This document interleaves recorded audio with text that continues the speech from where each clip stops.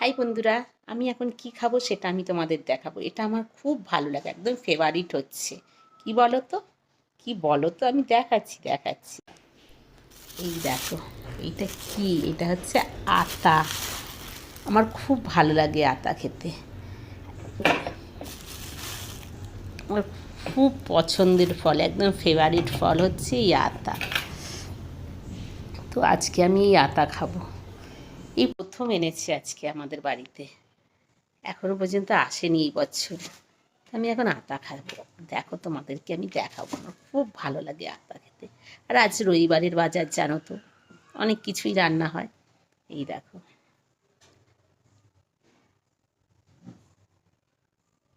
খুব মিষ্টি,